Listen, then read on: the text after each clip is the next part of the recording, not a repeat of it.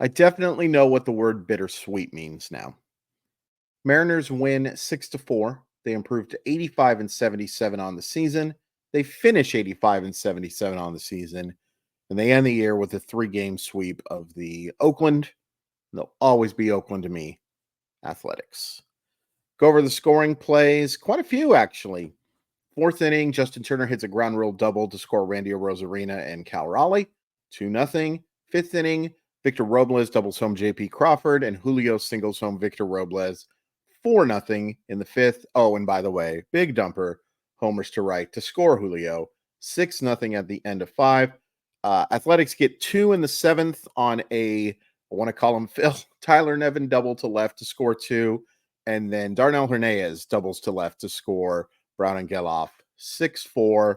Those off Troy Taylor. Not enough. Mariners win. Simply Seattle. Please go check them out. The code should still be Mollywop30. I apologize if it is not still Mollywop30, but Mollywop15 still takes 15% off your order, but try code Mollywop30 first because it'll take 30% off your order. I think it ends tonight. Go take advantage of it. A really good deal, but Mollywop15 is always there for you, and they'll be doing more videos for me, or I will be thanking them in more videos, but I want to thank them for their support. A lot. Thank you so much, Simply Seattle. You have basically provided my wardrobe for the next couple of years. Negatives. Gabe Spire wasn't very good. Troy Taylor wasn't very good. Even in the bad inning for Troy Taylor, you saw the swing and miss stuff. Command's just got to get better. Not surprising for a guy who was in AA like 45 minutes ago. So he'll be good. He will be good, and you won't have to rely on him, hopefully, nearly as much next year.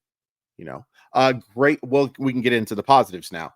Great to see Gregory Santos look like Gregory Santos. That was probably the best I've seen him pitch. Now, small sample, to be sure.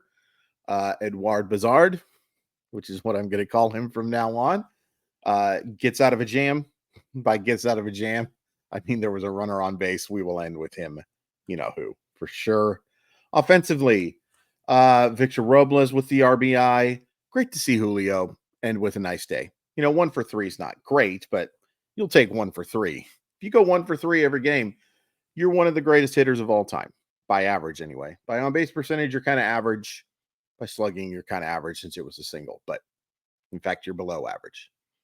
But it was great to see him drive a ball to the opposite field. So encouraged by what I saw from Julio to end the year. And for me, a lot of people disagree. I don't care. A lot of the year. JP Crawford. I was so happy to see him get those couple of hits. It doesn't matter really, but I bet it matters to him that he doesn't finish the year with an average below 200. Those 2 hits bump him up to 202.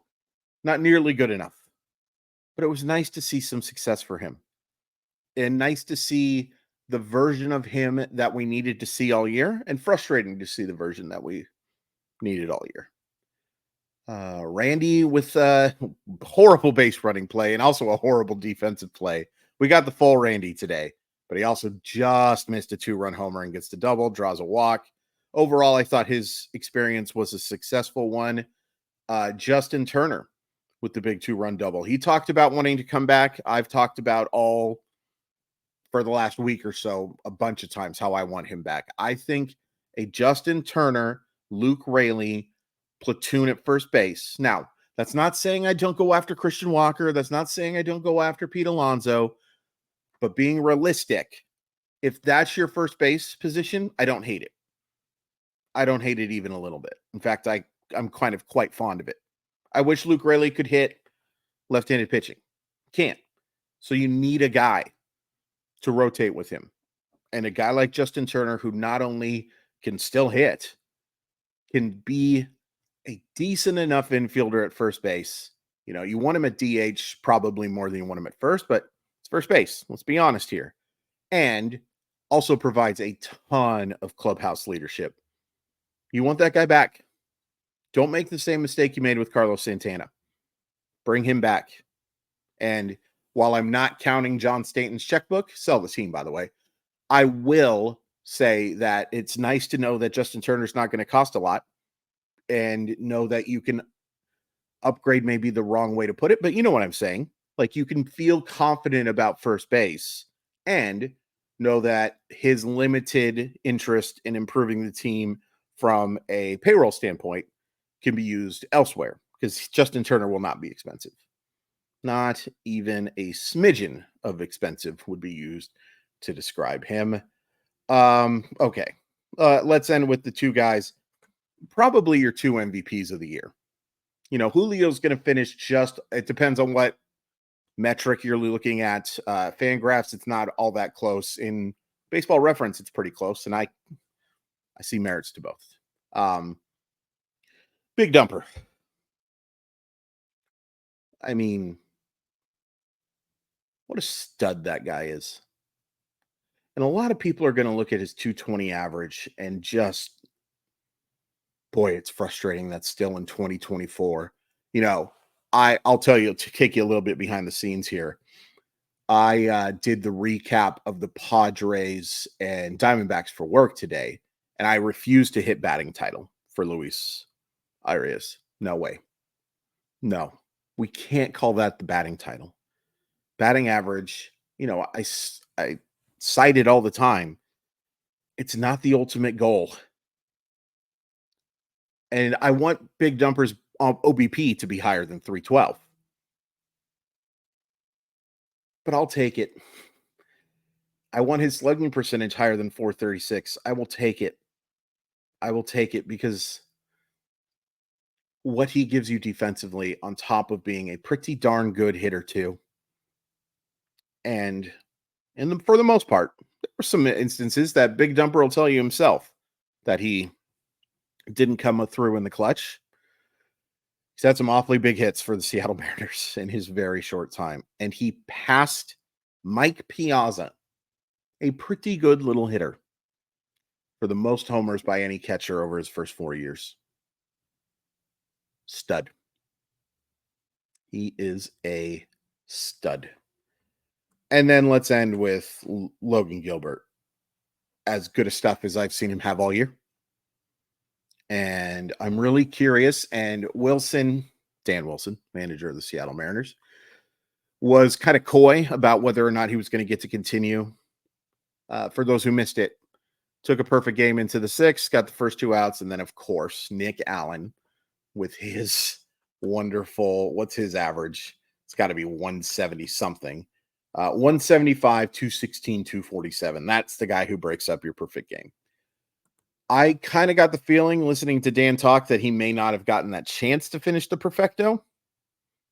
Boy, I would have been upset if he didn't, but it doesn't matter because he does give up the hit, and it was a legit hit. It was his one time making a mistake, basically the entire game. And he drops it in the left field, and smartly, because this season means nothing anymore, you get him out of the game, you give him his big ovation. What a year from Logan Gilbert. I mean, his stats, by whip and by strikeouts, easily his best year. By ERA, he's been in a similar area. I don't know if this was his best ERA or not. It doesn't matter. But the eye test, watching Logan Gilbert pitch this year, tells you the step he took forward this year. I'm going to be very annoyed if I hear, oh boy, should we talk about that? No, let's save that for another video. If I hear comments saying that the Mariners took a step forward, I'm going to be, to quote my friend Chris Royal, shout out Chris Royal, madder than a wet hen. But he did. And a couple others did too. And, I asked that question yesterday, and I'll be a prisoner of the moment. Right now, I think Logan Gilbert probably is your opening day starter next year. Assuming he's not traded. I don't think he will be.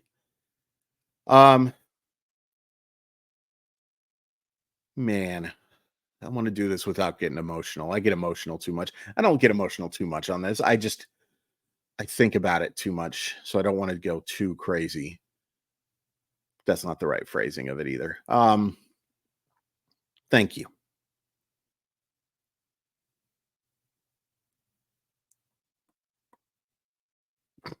Damn it.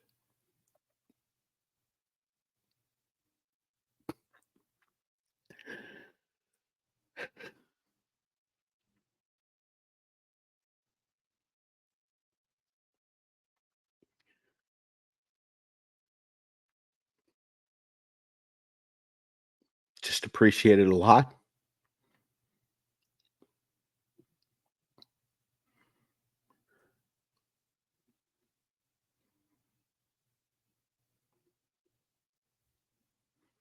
I wish we were keeping going.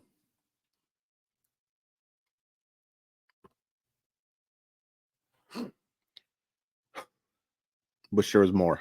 I will say, I'm going to keep recapping Seahawk games. I'm going to have a bunch of Mariner content. I'm going to have a lot of that for my Mile Y enthusiasts. I'm going to have a bunch of that stuff too for my of Seahawk stuff for Mile Y enthusiasts as well. I'm going to be recapping Kraken stuff. I don't think I'm going to do every game, but I'm going to do something definitely for Husky basketball too and Husky football next year. So this channel's not stopping. I just I wish I was doing more Mariner games.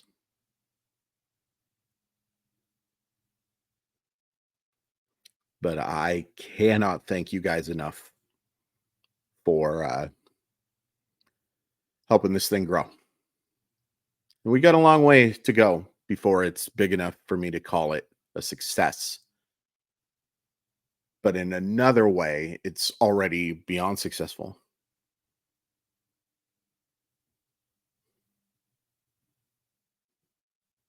I would appreciate you hitting like. I'd appreciate you subscribing still. I I just don't like getting emotional because uh, I don't want you guys to think I'm in this horrible place. I'm really, you know, I am, but I'm super appreciative of everything everyone's given me and helps me with. I love you all. Even those of you who keep commenting about the Astros, I love you too. Maybe it'll be next year.